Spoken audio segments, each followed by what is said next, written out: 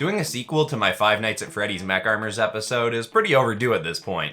In fact, it was long enough ago that I did the last one that I figured I should start the story for this episode off with a recap of what happened last time. And based on the characters that are going to be narrating this episode, there was a pretty built-in fitting way to do that recap. Cause see, in the last episode, I presented the story through a conversation between two of my own original characters. Benny Sharp, a shady mech salesman who actually built the Mech Armors in these episodes, and Dr. Champagne McGreggor, a grumpy dinosaur geneticist who isn't having none of Benny's nonsense. But in this episode, we're adding in a third character, Vasilia Kuznet, a woman from a fantasy universe who designs armors for knights and brave warriors. I've done an episode before where these three characters were bantering, and I know it's quite fun to write. So let's get into this, shall we? Let's hit like if you want, subscribe if you feel like, but either way, enjoy the show.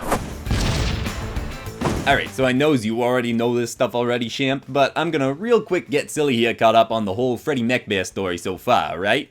Alright, but first, can I just clarify for a sec?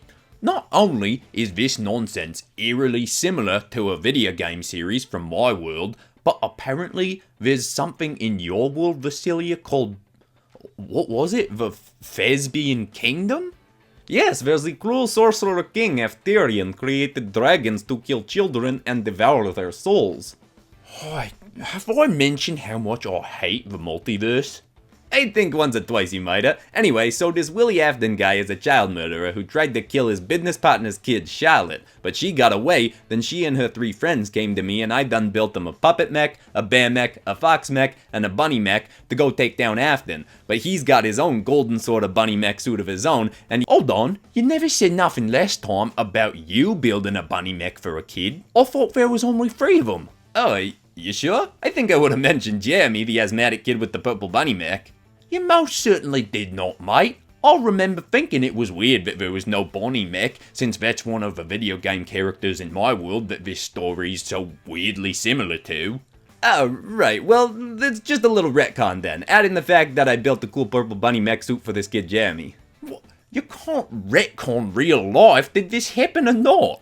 What is this term, retcon, you speak of? It's in storytelling where a writer adds something to a story to change something from earlier, sometimes totally contradicting other things that happened in the story, or they're just adding something that they think would have been cool to put in there in the first place, but wasn't actually part of the plan originally. Like Luke and Leia being siblings in Space Wars, or like how you're not so secretly a were-jag you are, Vasilia. Bet that wasn't in the plans for you originally. What? I have not ever... How dare you accuse me of...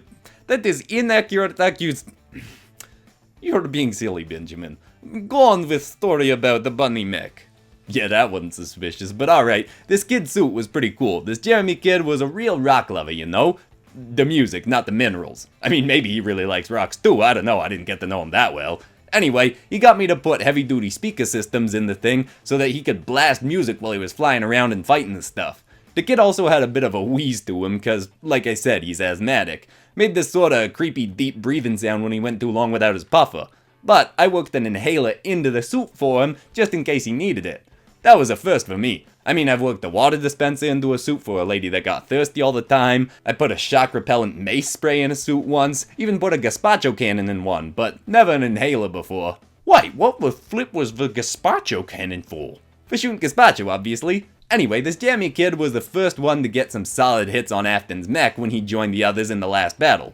The last battle we talked about anyway. Like I said last time, the story keeps going after the kids took down Afton the first time, cause he got stuck in his suit, then using it he got away from the cops. So, now we're all caught up. Alright, but hold on a sec. Is you gonna later try to tell us that there's also some Chica mech that was part of this first team too? You're gonna keep changing the story on us? Trying to retcon real life? Nah, I swear that's all the changes, but you're actually kinda getting ahead of me there, cause there is a sorta glamorous looking chicken sorta mech coming down the line later, but I probably won't even get to that part of the story today, cause first I gotta tell you about how this Afton guy got his own daughter wrapped up in this whole situation. Child murderer, his child of his own?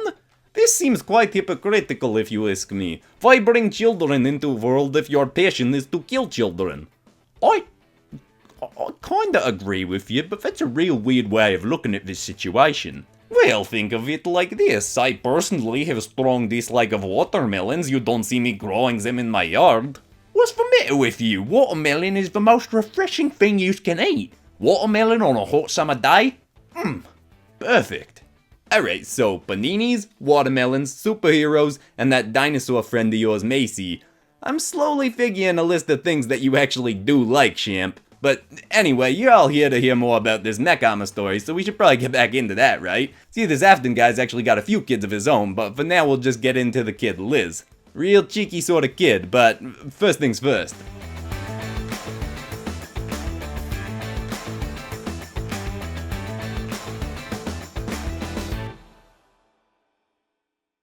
So, Child Killer's daughter came to help fight Child Killer 2.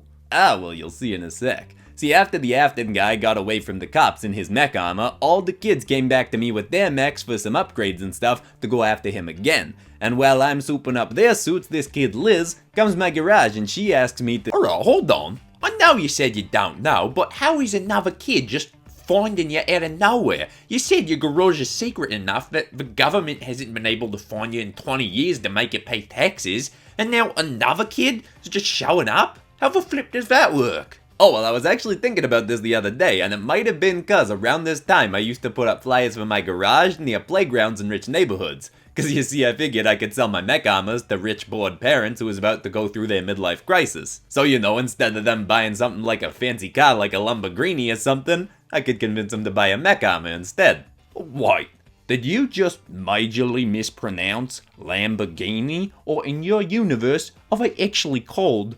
Lamborghinis? Wait, Lamborghini? In my world, this is type of creature. Is type of very fast, elegant direbull. Oh great, now I'm causing the bleeding multiverse tangent conversations. Just get back to the story, Benny. Alright, so Liz comes to me and she says she wants to help take her daddy down. So she wants a mech armor too. And she brings a whole bunch of dough that she says she stole from her daddy. Oh, this is not good. Stealing from your father, very bad sign at early age for child. Yeah, maybe when your dad's not a kid killer, but I feel like in this case it shows this kid's got a decent moral compass. Perhaps, but I still think should have stood up to father and said, "Why are you killing children, father? You must stop this. I am child and you helped to make me. You are a hypocrite for killing children." You really need to get off the hypocrite thing. It ain't exactly his biggest crime here. And I still say this kid did the right thing. Well, I wouldn't stop backing this kid too much if I was you. Cause see, at first I thought it was all good. I built this kid a mech to match the specs she was asking for. She wanted this sorta clown ballerina looking mech. Made this thing the best suit I done built for the kid so far. Used a different kind of steel to make it more durable than the others. She kept calling the thing her little Circus Baby for some reason, which was a bit weird since it was actually one of the tallest mechs I'd done built for the kids at this point. Ugh, Circus Baby. That's one of the creepiest animatronics from the games in my world. Just has those weird dead eyes like a creepy porcelain doll or something. Well, my mech certainly didn't have no dead eyes, that's for sure. I gave this thing glowing red laser shooting eyes. Also, I put some standard rockets in the thing, and I also made one of the arms able to shoot out farther, like it was retractable and stuff. Oh yeah, in the game she's got a retractable arm coming out of her torso. Well, I couldn't put it there in my mech, cause that's where the kids are sitting to take control of the thing. I don't think I done mentioned that in this episode yet, but the kids sit inside the torsos so I can make the mechs bigger. Why do you do this, Benjamin? You describe our conversations as episodes. Yeah, thank you. I don't get it either. He does this all the time. Who's to say? Maybe in my dimension that's a normal thing. You don't know. I guess we don't, but the way you said that is real suspicious. What can I say? Sometimes I'm a cryptic guy. Anyway, so I get the suit built for this kid, and right after she puts it on, she starts attacking the other mechs. Nearly destroys all the other suits, completely mangles the Fox mech. Oh, I know where this is going. Luckily, Charlotte takes control of a puppet mech in time to fight off Liz, but the kid gets away with the real tough circus suit, and she goes to team up with her dad. Turns out he sent her in the first place, and she's on side with her old man. I know something was wrong with this child. She is hypocrite too. Is child but is helping father kill children? What? Wouldn't that mean that every serial killer is a hypocrite by your standards then? They're all just humans killing humans, right? This is a very good point, Champagne. Serial killers are all hypocrites. Just another thing to dislike about them. Okay, well, personally, I didn't need more things to dislike about serial killers. They're serial killers. That kinda puts them right at the top of the dislike list if you ask me. This is fair point you make.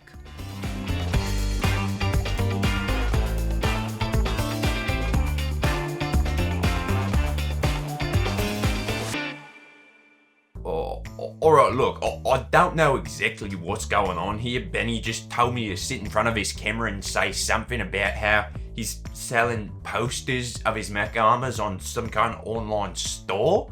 I mean, I think he makes lots of money off his Mech Armors. I don't know why he needs to subsidize that with selling posters of them, but I guess we're here. Look, who am I talking to? I don't know who's on the other side of this camera, why he's getting me to film this.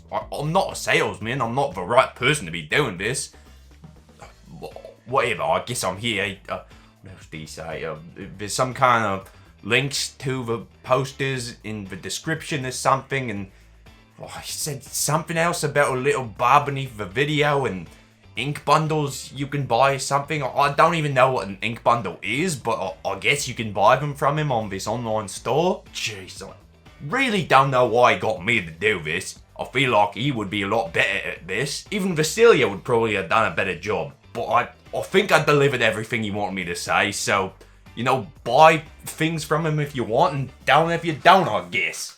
Alright, I'm gonna take a shot here and say that you took that messed up fox mech that Circus Baby destroyed and made it into a remote controlled mech with a messed up body or something, right? That's pretty much it, yeah. How'd you figure that? Something like that happened in the games in your world? Kinda, not exactly, just a clever assumption I'm making based on how this story's gone so far. Dr. Champagne, did you just refer to yourself as clever? I don't think I've ever heard you compliment self before. Looks like we might be rubbing off on yous a little bit. Maybe you're absorbing some of the self-love we got coming out of both of us. Yeah, well, maybe hearing about a child murderer who got his kid to help him kill other kids has got the bar set pretty low for what makes a decent, clever person. So, yeah, I'm feeling a bit better about myself. Step in the right direction all the same. Anyway, so yeah, some of the suits I was able to fix up quick and give them some upgrades to try and make them as tough as the circus suit. But the fox one was totally destroyed, so with the time I had, I could just kinda tweak it and make it into a neural link controlled suit like the puppet mech. So once again, it's not a mech suit then. Semantics, but yeah, alright, technically not a suit. Anyway, I repainted the thing a bit and had my drone flying next to the thing real close to keep an eye on it and make sure it wasn't falling apart or nothing too much. Wait, why would you take time to repaint suit when you could have spent more time fixing suit? I don't know what came over me, I just kinda felt like it needed a little bit of a paint job. Just tweaked it a little bit, you know? But anyway, then the kids all took their suits and went after Afton, and of course his daughter Liz, who was now teaming up with him apparently. See, I was able to track Liz's suit since I built it, so the kids could follow her back to her dear old dad for another round of trying to take him down. His suit was still a bit beaten up and withered looking, but with his kid having a tough mech of her own now, it was a harder fight than last time. And so you're saying you did not join children in fight against child murderer, Benjamin? Right? That's what I said last time. The kids had it handled just fine, and like I said, I was there watching from my drone again. I could have made sure I'd sent help if they really needed it, but they didn't need it. Okay, this does seem irresponsible of you, Benjamin. I am on side with Dr. Champagne now. Alright, yeah, fair enough. I mean, if this did happen nowadays, I probably would have gone with him. There shouldn't be a probably in there. It should be a sure thing. Also, Afton got a mech suit built for him from one of your competitors, right? You said that last time. So, why did he send his kid to use to make a suit for her? I mean, for one thing, he probably came to his senses and realized I'm the best mech armor builder around. But also, he was probably trying to get as much intel on the suits I was making for the other kids as possible to get an upper hand in the fights. Like my ma always said, know your foe, or down you go. That's the first one of your family sayings that actually kinda sounds like good advice. What can I say? Shops give good advice and we never eat too much rice. Okay, and you ruined it. Yeah, I understand. Too much rice can make you feel quite bloated. It's not the... Whatever. So, the kids got in another fight. I'm guessing they done good, but Afton and his kid got away again or something, right? Well, if you want to rush through the fight scene, then sure, yeah, Afton got away, but his kid not so much. They took down Circus Baby and we was gonna hand her over to child services, but her brother Mikey, another Afton's kids, came to take care of her. He was over 18, so he could take her in, and after getting to know him a little bit, he did seem like a genuinely good kid. Probably a good influence for her. You know, better than a child murderer. In fact, in the final round of this whole Freddy Mech Bear situation, he was a pretty big help. But let me guess, once again you're arbitrarily gonna stop the story here and make us wait for the rest of it. Yeah, I'm kinda done storytelling for today. We can pick this up again another time. Cause you also ain't never told me about none of the dinosaurs you done made. I wanna hear about some of those. You used to make dinosaurs for a living. That's a pretty crazy thing, even if you didn't like the job so much. Oh, I'd be interested in hearing about some of those as well. Maybe, I guess I could tell you something, but I just realized something. You didn't bring up any mention of that gopher that you're always trying to kill in this story like you normally do.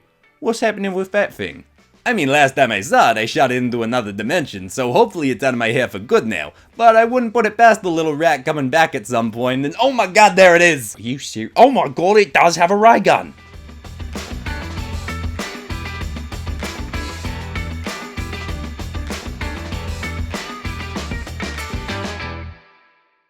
Wow, I really like that paint chipping sort of effect that I started adding on some of the mech armors in this episode. That was inspired by some stuff I saw from Jake Parker. I really like his mech designs, and I think that paint chipping is a really nice addition to my designs. Definitely gonna use that more in the future. And with this video coming to an end, that wraps up a really good week for this channel. I hit the 3 biggest topics that generally bring in lots of viewers: Minecraft, SCPs, and Five Nights at Freddy's. But of course, if you're new to the channel, I recommend checking out the first episode of Five Nights at Freddy's Mech Armors, or maybe checking out my Five Nights at Freddy's Dragons episodes. There's 3 of those, and that one is a little bit more focused on the actual story, and it's a progressing storyline through all 3 videos. And there is going to be a 3rd episode in this series, which will probably be the final one, probably gonna focus around Security Breach, but I haven't decided exactly when that's gonna come out yet. I like to space out the Mech Armor episodes a little bit, but you know, if you're not subscribed, you might want to subscribe so you can see that when it happens. But besides that, that's all for today, except of course for ending this video on some kind of positive or uplifting note. And the thought I want to leave people with today is the idea that failure is a good thing because it shows you how badly you actually want something. There were lots of things that I personally tried to do before attempting to build this channel into something, and when I failed at those other things a few times, I ended up giving up on them because I realized I didn't actually want them enough to push through those failures. With this channel, the first year I was building it, tons of different things went wrong. I failed and messed up at a bunch of different stuff, but I was always willing to push through those things because I realized I wanted this really badly. So if you fail at something, remember, that's just there to show you how badly you actually want the thing you're working towards. I hope that's helpful to someone out there. Thanks so much for watching, everybody. I love you all, and I'll see you all in the next episode on Monday. Goodbye.